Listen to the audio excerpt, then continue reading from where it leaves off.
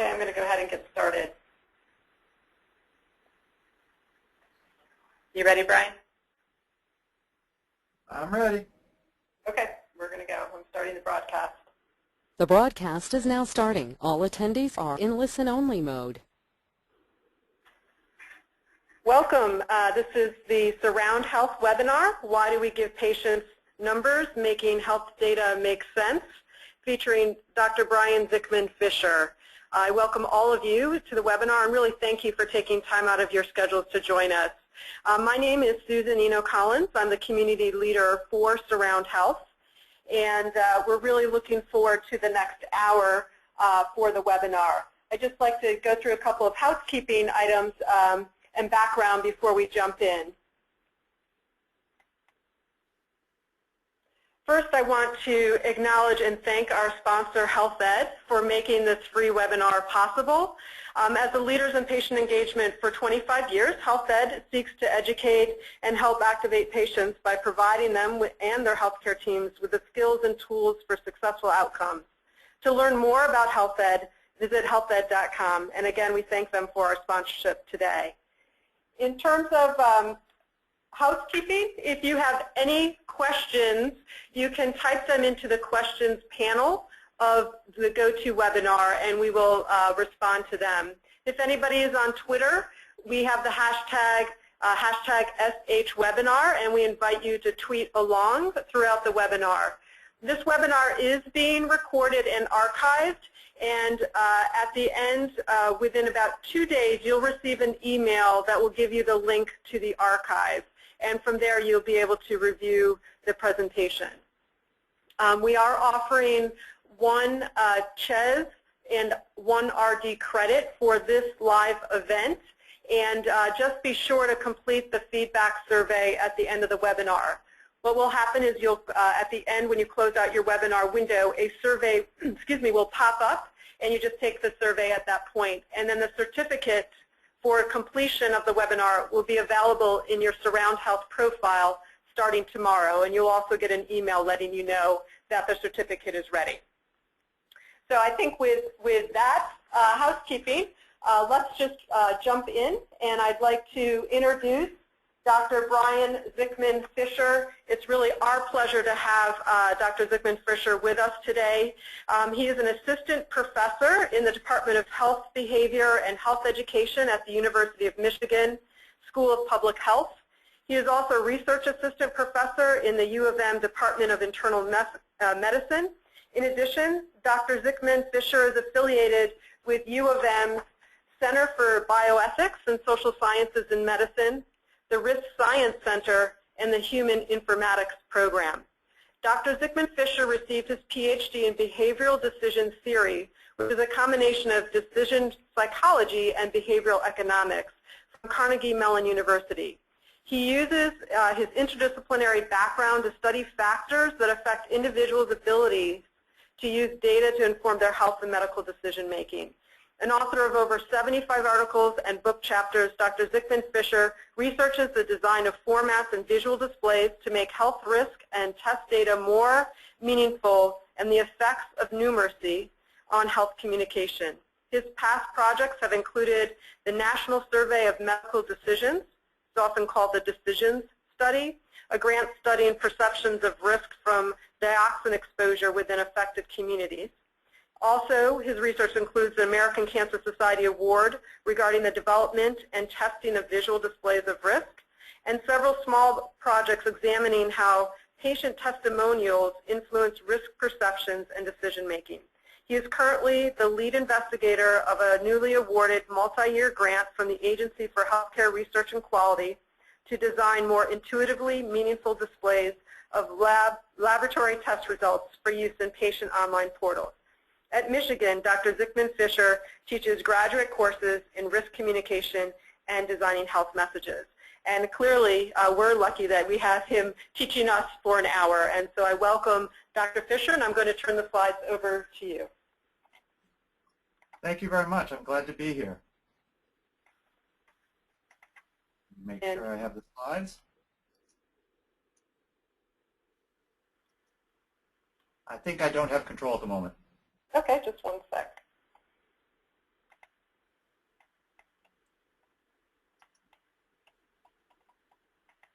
Now try. There we go. So, thank you all for taking the time out of your busy schedules to listen to me today and hopefully to learn a little bit about the way I hope we all need to think about numbers as we think about guiding patients to making often very complex and difficult medical decisions. I'd like to start by just reminding us of all the different types of health numbers that we and our patients have to interact with in order to make health decisions, in order to manage our lives. I mean, let's start with risk, right? I could want to know about my risk of maybe developing cancer or heart disease or diabetes. And once I worry about these diseases, maybe I'm undergoing treatments. Maybe I have to take medications. Those medications might have side effects, and I might need to worry about the side effect risks when I think of the choices I'm making. If we're talking about things like cancer screening, I might also need to know how accurate is this test? Are there false positives? Is this a better test or a worse test than another one? So there's a lot of risk numbers that we face. Then, let's say we actually do get sick. We have to make choices between different treatments. We might want to know rates of success for different types of procedures. I mentioned blood test results. You know, all the different kinds of blood test results that patients have to potentially navigate, whether that's a cancer patient or a diabetic patient, let's say, who has hemoglobin A1C, is trying to assess their status. A cancer patient might need their complete blood count to follow whether they're getting anemic or how their immune system is working. I know people who have thyroid problems who have to track their hormone levels. An HIV-positive patient might need to track his CD4 counts, and on and on. Of course, when we talk about prospective health management, we often talk about BMI. And are people overweight? How do we figure out what a BMI is? Weight itself is a number, and how do we calibrate ourselves on that? Of course, when we get into thinking about home monitoring, we monitor blood glucose, we monitor blood pressure, we monitor our exercise, we have Fitbits, we have other kinds of pedometers and other things that are constantly monitoring what we're doing. And of course, when we're eating, we've got calorie counts plastered on all the side of our boxes of food, nutrition labels that list percentage of daily values and fat grams, serving sizes. Then, I don't know about you, but I have kids, and now I've got to figure out how much does my kid weigh and how much medication is appropriate for it. I mean, this is hard. And it's hard because it requires a particular kind of skill. And the term of art for that skill is numeracy, which there's lots of definitions available. But the one I like to use when I talk about this is the ability to understand, transform, and derive meaning from quantitative health information. So what do we mean by numeracy? Let's start by just talking about how do we measure numeracy. One of the classic ways to measure numeracy is through basically things like this question, which is kind of like a math test. Which of the following numbers represents the biggest risk of getting a disease? 1 in 100, 1 in 1,000, or 1 in 10? Now, when I give this talk in front of a live audience, I always sort of open my hands wide and say, everybody. Now, I can't hear all of you saying it, but I hope all of you are at least thinking 1 in 10, right? That is the largest risk out of those three. But notice the challenge here, right? You have to have the skill and the knowledge to recognize that the smallest denominator represents the largest risk. If you don't recognize that, you're going to be substantially confused. Now, at this point, I believe we want to do a quick poll, so let me hand it back over to Susan to do that. Okay, we're going to do a quick numeracy poll because everybody's not live in the room. So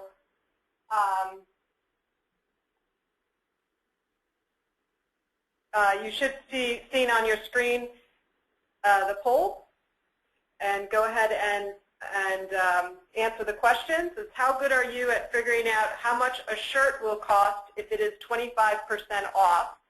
And this is a numerical scale where 1 equals not at all good and 5 equals extremely good. So select the answer that best reflects where you stand on that. And no iPods and calculators. And we've got about 85% of folks who have voted, so I'm going to give it about 15 more seconds, and then I'll close it and show the results.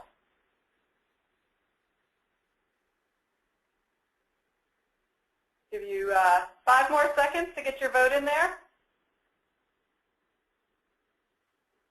All right, I'm going to go ahead and close it, and we should be able to see the results in 1 second. So what we've got, Brian, are you able to see those results? I am. So we've got half of you are saying you're extremely good with numbers, and another third saying pretty good with numbers. So that's like 83% scoring in the top 2 points on this scale. And that's pretty common for what I will see when I've asked this question to other audiences, particularly scientific audiences. Right? We're health professionals. We deal with numbers all the time, and that transfers over into our ability to think about how much of a discount is a shirt if it's 25% off. So can we get back to the slides? Sure. You should be able to go ahead. Go ahead and click. I don't see them.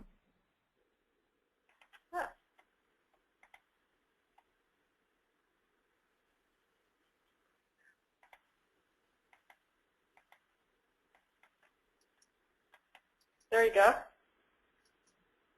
I hate to say it, but I'm clicking and it's not doing anything. Okay, let me move it quick for poll you. results. There you go. Did it move up?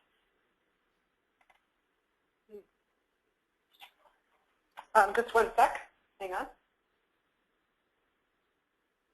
There we go.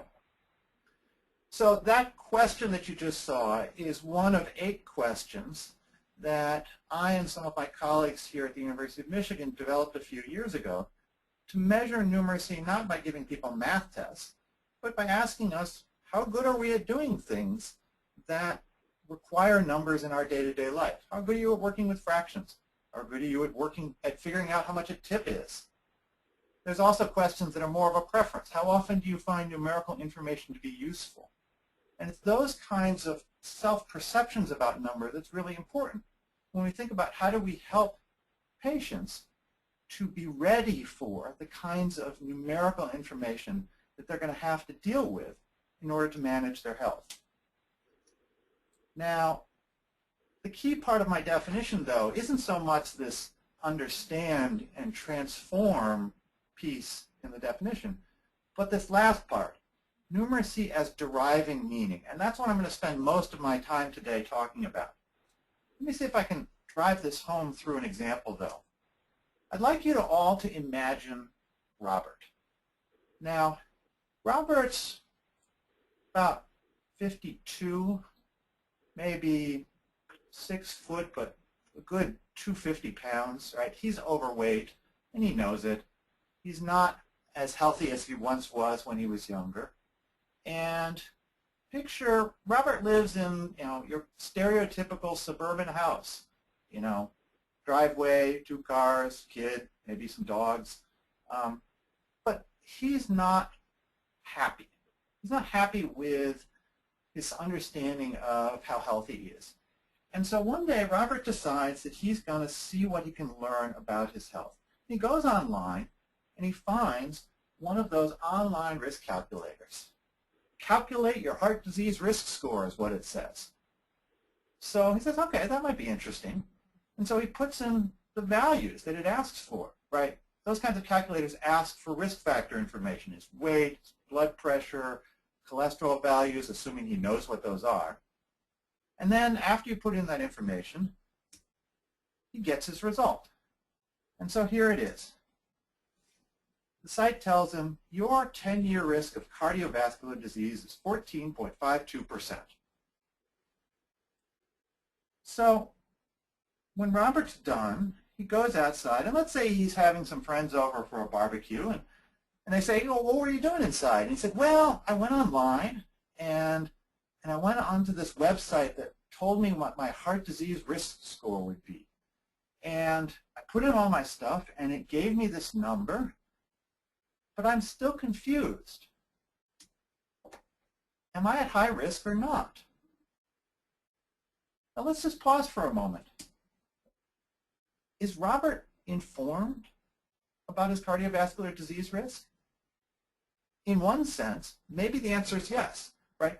Let's imagine for the moment that that website uses an algorithm derived from the best medical data that we have available. He put in all of his information accurately, and he got back an accurate estimate of his cardiovascular risk over the next 10 years. In one sense, we've given him exactly what we can. But in the important sense of asking the question, is Robert informed? I don't think he is, because Robert doesn't know what to do with that number. Robert wants to know if he's at high risk, and he didn't get that. So there's a couple problems here. Problem one, do we really think that an online risk calculator can calculate his risk to 1/100%? I mean, really. Let's not even count the fact that he probably doesn't remember his numbers accurately. But these kinds of algorithms just aren't that precise for an individual prognostic tool. So why are we giving him that level of precision? Do we think it's going to help? A few years ago, I and some colleagues did a study on this, in which we made a mock risk calculator and varied how many decimal points were provided in the risk output. And what we find is integers, 2%, 3%, etc., are more believable and easier to recall than any number of decimals. Adding decimals to the risk estimate didn't make him think it was a better risk estimate. It made him think it was a worse risk estimate. So that's problem number one. Now, problem number two is Robert only got a number, right? 14.52%. Is that really the best way we can present this information to him? Right? There's lots of risk calculators that give people numbers. Here's an example, a rather extreme example, from a breast cancer risk calculator I worked on a few years ago with some colleagues here. You know, these kinds of calculators take in certain characteristics and spit back a number, but we don't necessarily have to leave it just with that percentage. We can also use visuals to help people understand what a percentage is. Now, I'm not going to spend a lot of time on this today, but there's a growing body of experimental research over the last 10 years that's really arguing that not all graphics are the same. Things like pie charts or bar charts may be more familiar to you, but they do not work as well as this. This is an icon array. It's a matrix of 10 by 10 icons that represents each single percentage in that 100 of people that is implied by a percent. And you can see here the ones that are colored in along the bottom represent the women who would be diagnosed with breast cancer. And at the same time, you see all the gray ones that represent the people who would not be diagnosed with breast cancer. So that part-whole relationship becomes clear. Now, you might say, that's great, Brian. I'm glad you were able to make this, but if it's not in my spreadsheet, I don't know how to do this. Fair point. As a result, I and my colleagues here at Michigan have been working for the last few years to develop this, iconarray.com. This is a free online icon array risk graphics generator. We are in the process of developing its functionality. It's obviously a demonstration site, but our goal is to make this type of graphic freely available to anybody who wants to use it, because it is becoming the evidence-based standard for presenting single probabilities to people to help them learn about risk estimates. But actually, I want to spend most of today focusing on the third problem, unmet information needs. Right, remember, Robert wanted to know if he was at high risk. He wanted a feeling, a classification. What he got was a number, and that doesn't seem to have helped him very much. See, the problem here is something that's called information evaluability. Now, that's a big word, and it's very large on the screen, and you're all probably going, what's that? But let me explain. Take a look at this. This is a statistic of let's say, an individual's concentration of the chemical dioxin, I'm willing to bet that most of you are looking at that 33 parts per trillion TEQ, which stands for toxic equivalent, and going, what the heck is this? I have no way of using this number whatsoever. Now, as you may have heard in my bio, I've done some work in terms of dioxin exposure. So I know something about this number, but you don't. And if you're feeling really confused, hold on to that feeling, because that feeling is exactly what patients feel when we hand them long lists of laboratory test results or risk estimates that they have no idea what to do with. So how do we overcome this? Let me give you an example that might drive this home. This is a study I did a few years ago in which I asked people to imagine that they were trying to pick a fertility clinic.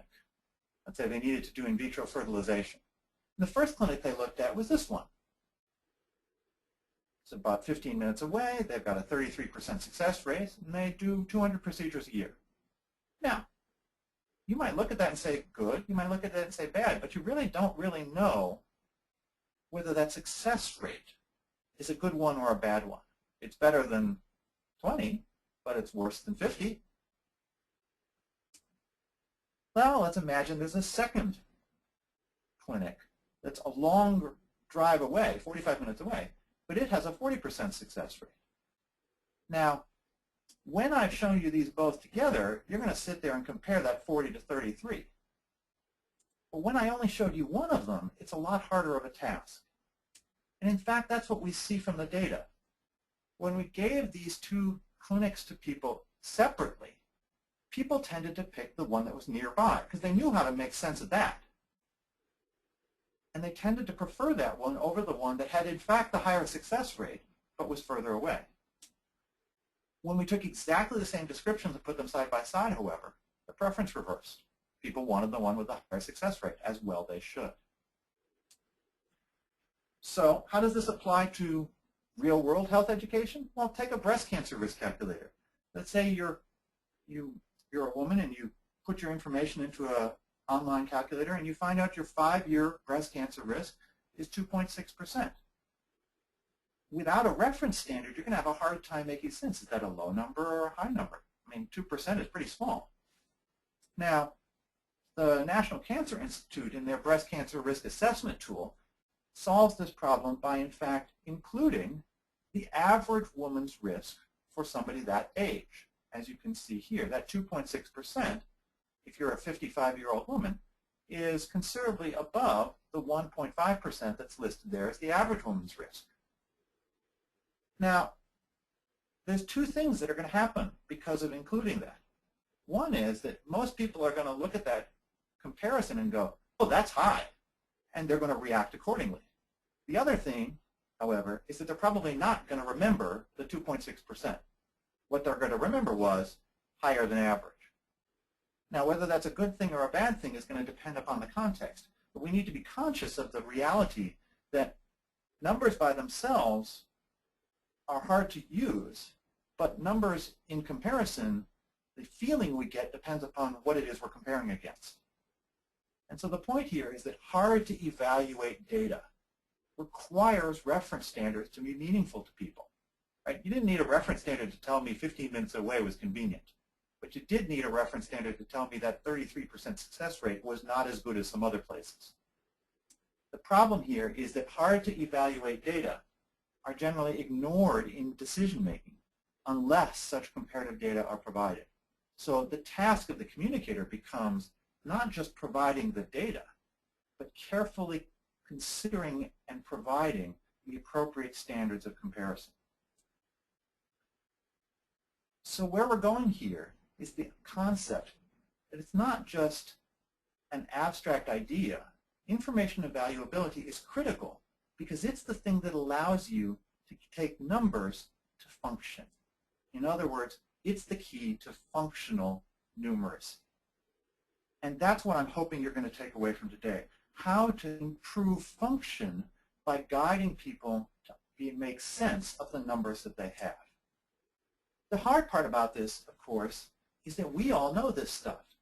Chip and Dan Heath, in their best-selling book Made to Stick, talked about the curse of knowledge.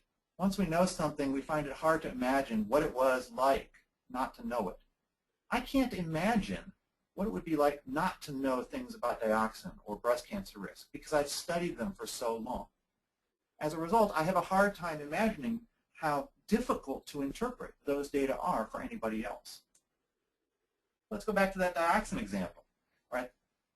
If you have a dioxin level of 33 parts per trillion, I might give you some reference standards. Well, one reference standard I could give you would be, let's say in this particular study, your value is above the 95th percentile among all the samples taken. Now, assuming you have the numeracy skills to understand what a percentile is, that's probably going to make you concerned. Or I could tell you a historical reference. Say, in 1970, the average person's blood was about 90. Well, 90 is a heck of a lot bigger than 33, so if you focus on that, you might not be so worried about your 33. But here's the trick. They're both true. So which one we provide, or both, or neither, has the potential to really shape the way in which we respond to that difficult to understand number. Let's make this more concrete. I suspect many of you will recognize tables like this. This is a printout from a patient online portal exactly as patients are receiving in many hospitals for a complete blood count. Can patients use this? All right, it provides your value and some other information, but do patients know what to do with it?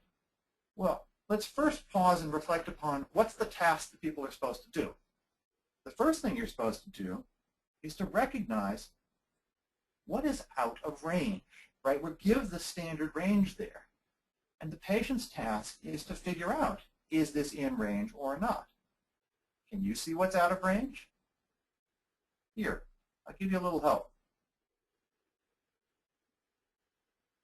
So those three values are out of range.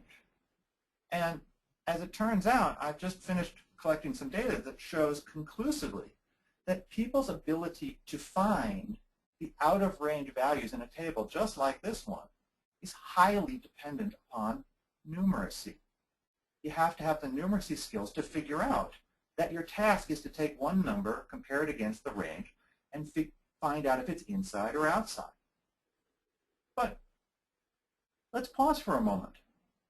Why are we giving people the normal range? Do we really want people to know what is normal? Why are we giving people these test results in the first place? The more I've thought about this, the more I've realized that in many cases, the task that we ask patients to do is not to know what of their values is normal or not, but instead to answer what is often a more important question. Are any of these things dangerous? Are any of these things that need action? So let's go back here. What is dangerous here? Well, I'm not a clinician, but I'm pretty confident I can say the following. Nothing. None of these values are so widely out of range that a clinician would look at them and feel a need to take immediate action. They might be worthy of follow-up if this was just done as a screening test.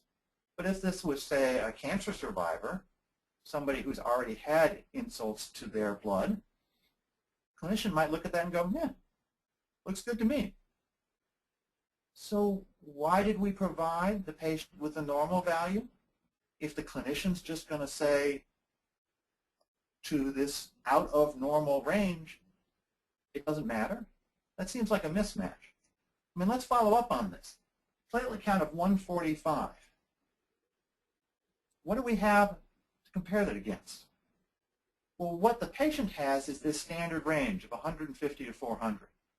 And so most numerate patients have look at that and say, oh my gosh, it's out of range. Problem. Let's just note for this moment that a less numerate person might not even be able to figure that out. But even if they do figure that out, is that really what we want them comparing it against? Now, I happen to know something about platelets in particular. And when I learned about platelets, I learned some other reference points. some things I might call harm anchors, levels of the value that correspond to particular degrees of potential harm. And roughly what I was told is around 50 is the point at which a surgeon might say, hey, we don't want to do this elective surgery. We think it might be too risky because of the potential for bleeding. And you got to get down to about 10 before there's really a significant risk of spontaneous bleeding. Well, that 145 is way higher than 10. So I look at that now that I have those harm anchors and have a much better understanding of the degree to which that platelet count represents potential danger. So why aren't we providing that kind of context? Why is the only thing that the patient gets the standard range, which isn't actually the question we're asking them to think about? The point here is one that I've tried to make in a paper that I published earlier this year, that we need to think about different needs of patients and recognize that there are different types of risk knowledge. Sometimes all we want patients to do is to recognize that risk exists. We want somebody to know, yeah, you know, if I take my daughter in to have surgery for, let's say, ear tubes, and she's going to have anesthesia, there's some risks associated with that anesthesia. They're really rare, but it's not going to matter to me whether that risk is 1 in 10,000 or 1 in 20,000. It's just I need to know that that exists so that I won't be surprised if something were to happen. I might be regretful, but I won't be shocked. Sometimes our task is to recognize dominant options, right? Here's an array of drugs. Which one has the lowest side effect? Robert, remember Robert? Robert wanted that middle category. He wanted to know his category. He wanted to be motivated to act or to know that he didn't need to act. Sometimes we got to make more complicated trade-off decisions in which we have to compare numbers. And I've even worked a little bit in contexts in which numbers really are required. If you're a breast cancer survivor and you're considering whether or not to take chemotherapy, it's going to make your hair fall out, make you fatigued for months on end, only in order to help reduce your risk of cancer recurrence, it matters whether your risk reduction is going to be 10% or 2%. And so we really have to get down to those precise incremental probabilities to help patients make appropriate decisions. But going back to Robert, did Robert need a number? I mean, I keep coming back to Robert wanted to know if he was high risk. Maybe we could just tell him he's at high risk, but that doesn't mean we can't use data. I mean, if we look at the marketplace for communicating risk information, there's lots of choices out there. In fact, there's a lot of non-numerical displays that are commonly used. If I go to an online broker and I'm trying to pick mutual funds for, let's say, my retirement account, I care about risk and I care about return. Does my broker give me detailed numerical estimates of the betas? No. Brokers give me graphs like this. Here's the historic return on some simple 5-point scale. Here's the historic risk. And I can very quickly tell if I want the highest return, I'm going to have to deal with high risk. And if I'm willing to accept somewhat lower average return, I can get a much lower degree of risk. And that clarifies the trade-offs that I need to think about for decision making. Similarly, if we look at something like consumer reports for products, we get graphics like this. Right? It's not too hard to figure out here that you're trading off between getting a really awesome, I think this is blender, for a lot of money, or a pretty good one for a whole heck of a lot less money. Consumer Reports gathers enormous amounts of risk data on cars and consumer products. And you almost never see statistics. What you see is icons, non-numerical displays that facilitate consideration of the trade-offs that are at the heart of decision-making. So what's my point here?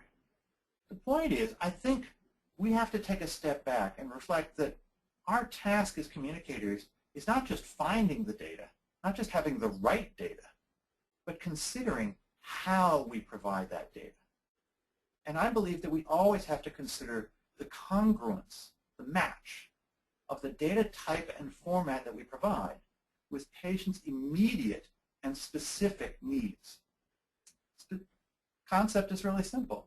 We need to be providing the right tool at the right time. Now, you may be sitting here saying, that's really good, but patients have lots of different needs, right? Somebody might want more detail because, let's say, they're interested in it. And they might want more detail because they need to think about the different levels of risk and make complex choices. And sometimes that's true. And even if they don't need it now, maybe they're going to need it later. And so maybe we just need to give them all of this information and help them sort it through. Well, I have a very simple answer to that. No. No. And here's why. What we know from the decision-making literature is that less numerate people get very quickly overwhelmed by data. Providing more data makes it that much more difficult for people who are less numerate to find the stuff that actually matters. Our job as communicators is not to just throw data at people. Our responsibility as communicators is to know what the person in front of us needs and to do our best to shape the data that we have to meet that need. And if somebody is going to need a different set of data or a different presentation at another point in time because they're going to have a different task, then we need to come up with a different communication for that point in time. There is no such thing as a one-size-fits-all or a all-purpose communication. They don't exist. We have to think about the congruence of what we're doing with what a patient faces in that specific moment. So basically, we have to recognize why we are providing data, what our goals are, what our patients need before we start giving them that data. And as we do so, as we think about our clarity of purpose, we can use that information to improve functional numeracy, to improve patients' ability to actually use what we give them by doing two things. By providing them with context, not just any context, but uniquely and specifically tailored context to match what they need to compare against to get the meaning they need from that data, and to provide data in need-congruent formats. Sometimes that's going to be numbers, sometimes it's not. And to be willing to accept that the right communication is the one that enables a patient to do what they need to do, even if it's not complete in whatever sense that word might mean, information. And so I'm going to pause there, and I think we wanted to talk a little bit about some examples. Isn't that right, Susan? Yeah, thank you. There are three examples we're going to walk through, and I was hoping that you could give some consideration to. Two are on diabetes, and then the last one is around prostate cancer in terms of decision-making around treatment options. Yeah, the first two here are both about diabetes. They're actually kind of linked. So I want you to imagine Sarah. Sarah's a type 2 diabetic, and she was not under very good control. Last visit, she got her hemoglobin A1C tested, and it was 9.3%, and her doctor talked about the fact that she needed to do something about that. Now, let's imagine she's gone off, and maybe she's doing some dietary or lifestyle changes. Maybe she's started some new medications. It doesn't really matter what the intervention is. But a few months later, she gets her A1C tested again between visits to see how she's doing. And in today's electronic world, Sarah's going to be able, likely, to see her test result independently of the clinician. So she gets her test result back, and now it's 8.3%. So the real question here is, can Sarah recognize the meaning of that 8.3%? If we just focus on the question of the absolute level of risk, A1C is a tough test result to work with because the numbers are all really small. So 8.3% might look to a naive person like a small issue, even though it's actually representing a fairly significant degree of risk. But the bigger question, and the more important purpose for the moment, is the question of how do we help her to recognize that she dropped her A1C by 1 percentage point, and that even though that's just a 1% change in the test value, it's actually a really big change in risk. So she needs something that's going to emphasize that difference in a way that's going to be drawing her attention and reinforcing to that. And just simply saying, hey, 9.3 and 8.3 isn't likely to do that.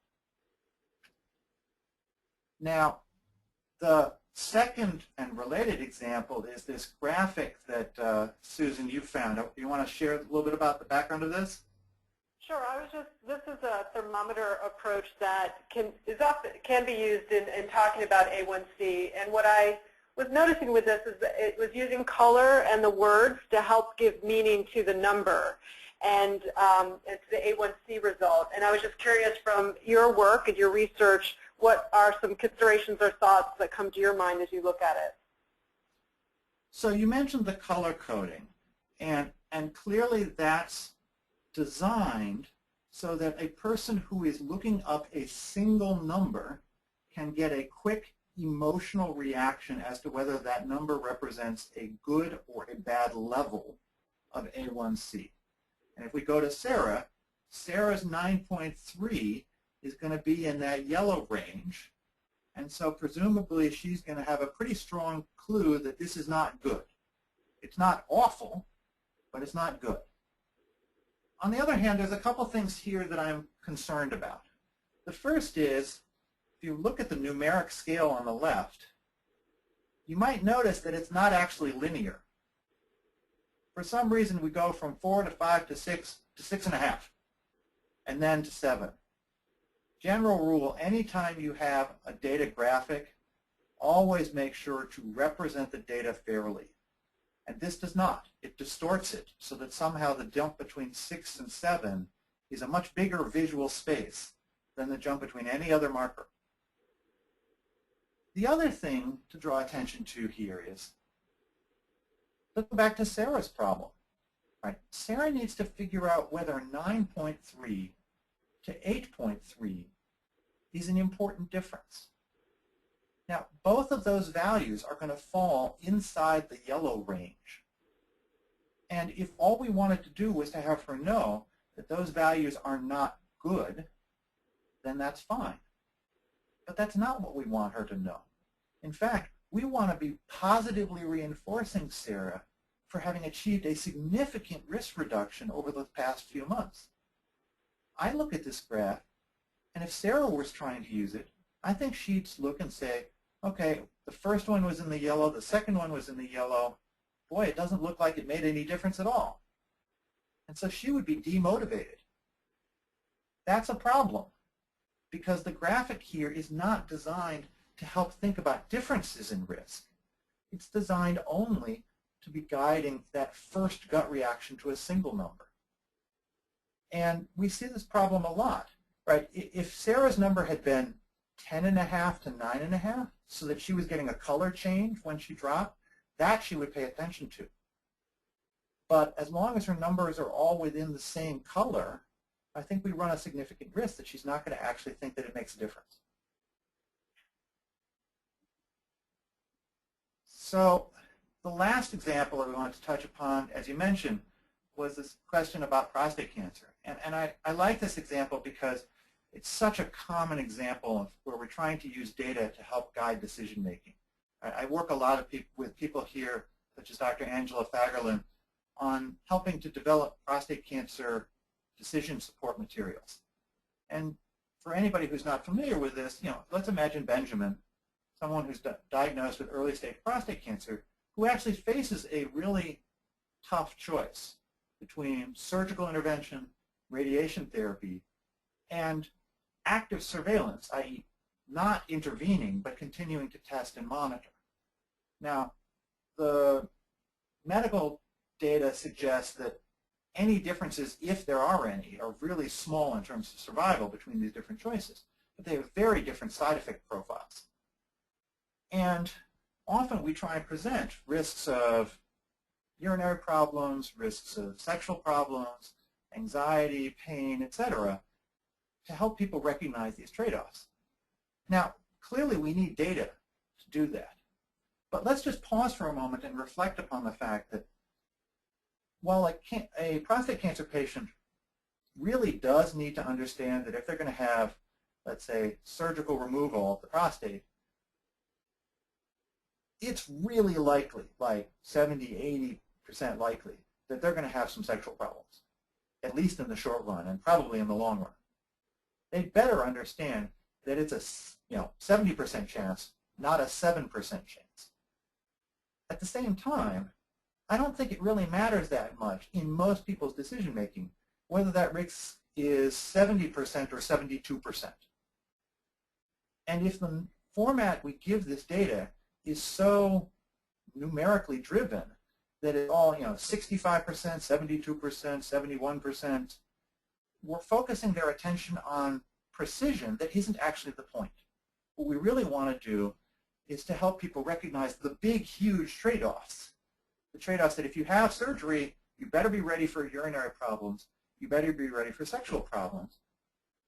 Whereas if you do active surveillance, those things aren't going to be the issue, but anxiety and concern about the fact that the cancer is inside of you is.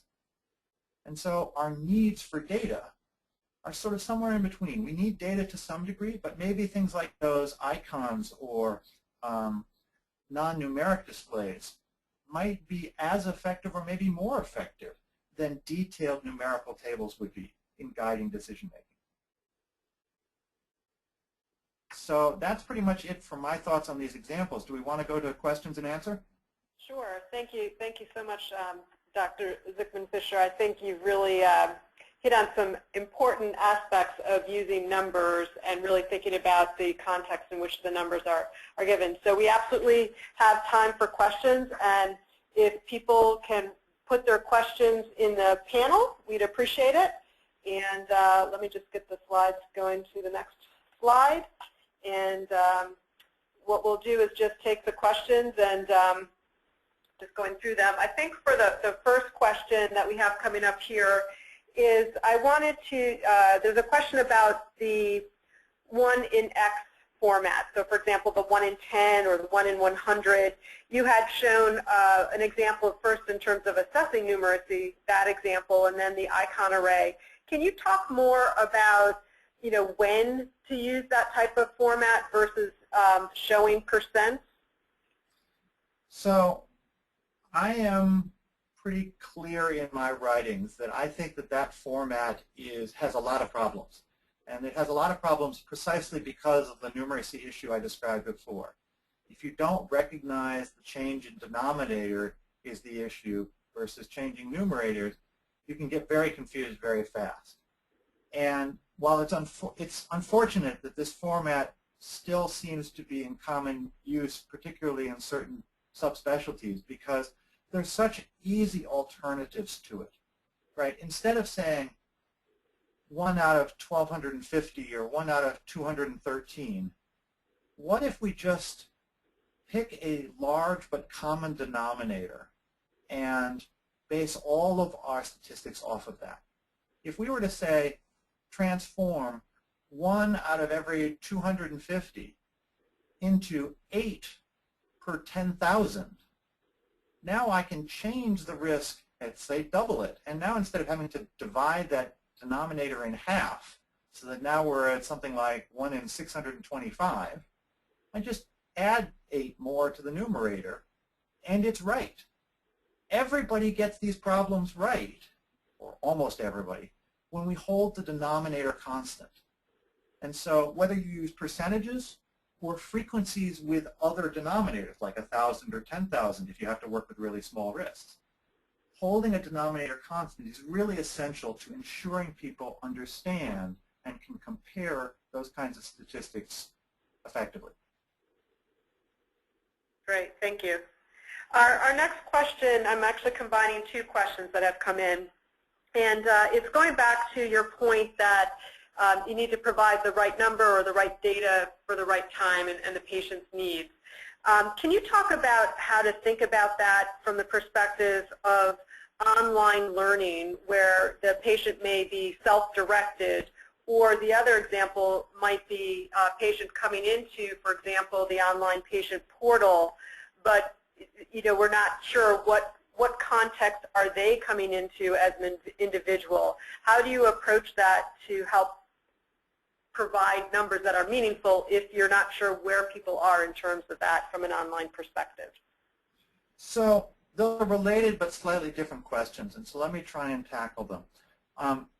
So from the standpoint of design of online health information sites, I want to be clear here. It's not that I'm saying we want to withhold information from people. Right? There clearly are people who are highly numerate and desire and can use numerical information. I'm one of them. Right? I ask for numbers all the time when I go to my doctor. But it's also the case that I don't have to have the numbers first. So you can think about a kind of tiered design structure in which the first layer of communication, whether that be the first table that they see of their laboratory results or the first graphic that represents the risk estimate, operates on a more qualitative level. It focuses on that gist knowledge that everybody needs in order to make sense of that type of data. Right? This is Robert at high risk.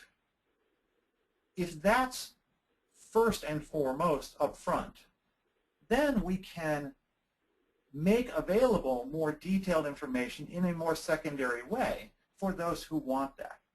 I have no problem with, for example, click-through tables so that we can go from more of a red, yellow, green stoplight environment into more detail for the people who want it. What I have concern about is when all of that detail comes right up front. And I think that feeds into the second question of, we obviously can't know for sure what any given person exactly wants. And when I teach about this to my Masters of Public Health students, this is the question I always get. They're like, well, how are we supposed to know what the person in front of us wants? And the answer, of course, is you can't know for sure. But it's also the case that you had an idea as to why you needed to provide the data in the first place. You didn't just sort of say, oh, here's a patient, here, let me drop some data on them. No, you had a reason. It was a reason related to a particular conversation. When a patient goes to an online portal to look up their test result, we can be reasonably confident that person wants to know something about it and is going to use that to do the things that they need to do. Now, that might be for some person to decide whether or not they need to call their doctor, or whether they can feel positive or negative about the work they've been doing in trying to manage their diet, or it might be to track their long-term recovery from a procedure. But if we stop and think about what are the possible reasons why somebody might want this data in this moment, it isn't an infinite set. It's actually a pretty small set. And even if we get it wrong, if we take the time to think through those reasons, they can help us make some conscious choices about the way in which we provide that data that will make it more likely to be useful to people. It's never going to be perfect, don't get me wrong. But it's better than just sort of saying, well, the number's right, and so here. I think we've got a greater responsibility than that. Thank you. So we've gotten a lot of questions about the A1C example that we talked about, especially the thermometer one, and I'm going to try to meld all these questions together. So granted, for Sarah, who has decreased her A1C, and the goal is to help her get positive motivation from that and see that that change makes a difference, how would you, knowing that that's the goal, what would be your recommendations on how to change that approach? Well, let's first recognize that the task that Sarah has is to map an unfamiliar number to risk. and I don't mean risk in this precise numerical probability sense, but just sort of a general sense of more risk, less risk, lots more risk.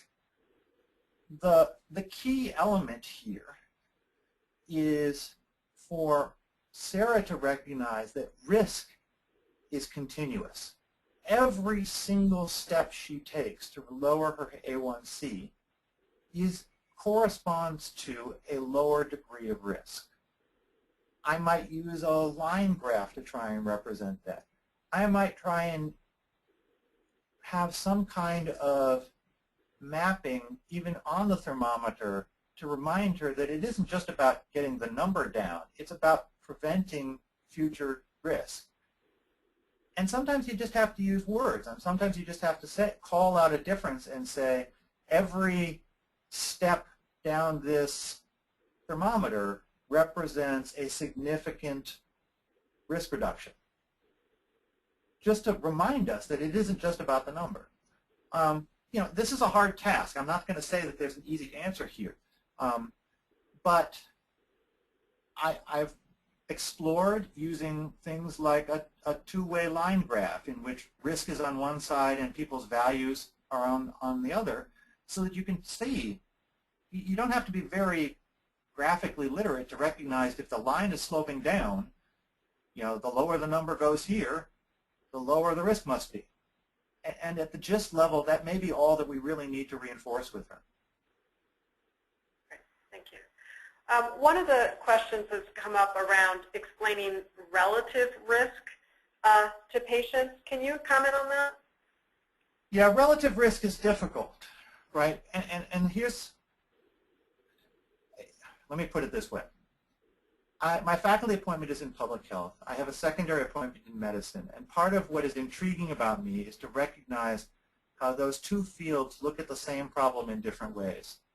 Public health often wants to persuade and convince people to do things. We want people to stop smoking. We want people to lose weight so that they can have a healthy body mass. Medicine, medicine doesn't care about that, but medicine is more grounded in a decision-making background. And sometimes we want to make sure that we aren't biasing people. And so the problem here is relative risk. So when we say relative risk, for anybody who's unclear about this, we're talking about statements like 40% more likely. Relative risk is relatively persuasive. 40% more likely, oh my gosh, that's a lot. Well, in a relative sense, yes, that's true. But are we talking about going from 10% to 14% or 1.1% to 1.4%? You don't know. In my hierarchy of risk, relative risk communications are really problematic because while they're very persuasive, they provide no reference standard for how big the absolute risk reduction or risk increase is. And in general, the research suggests that it's better to talk in absolute terms, to say, here's what your baseline is. Let's say you have a baseline of 2%. Now, if you have a 40% risk increase, I'm going to do the math in my head, that's going to take you up to 2.8.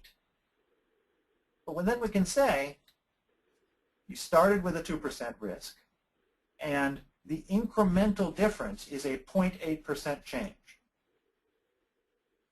Now, that's going to look small to some people, and frankly, it is in an absolute sense. Whether that's an important difference or not requires us to decide whether that's something we want to emphasize or de-emphasize. Sometimes it's going to be something that we really want to emphasize. We want people to know, hey, that's in the world of managing your risk, that's a big risk. That's a big change. And other times, we might actually want people to be less concerned about that. Again, it's a purpose-driven choice. The key thing is to recognize that anytime you use relative risk, you're persuading, you're not just informing. Right, thank you. And we have time for one more question, and I'm going to try to capture this hopefully correctly. It's from the practical perspective of a nurse being very busy in terms of working through the day and working with a lot of numbers at the same time, as well as working with a lot of patients and having not a lot of time. Is there one kind of key takeaway or approach you might suggest in terms of someone who's wanting to make the numbers meaningful for the patient and doing it within the context of their own day being so rushed? Well, I hate to sound like a broken record, and of course I'm now dating myself by saying that, but in one sense my answer is this. What do you want the patient to know? If you want the patient to know the test result is normal, then tell them the test result is normal. If you want the patient to have to really wrestle with the number, you must have some reason for it. And whatever that reason is, because you want them to see that it really is a lot higher than the last one, or because they need to make some difficult choice about it, then that too will guide you in terms of whether you need a number, how much detail you need to provide about that number, what reference standards you ought to provide for that number, etc.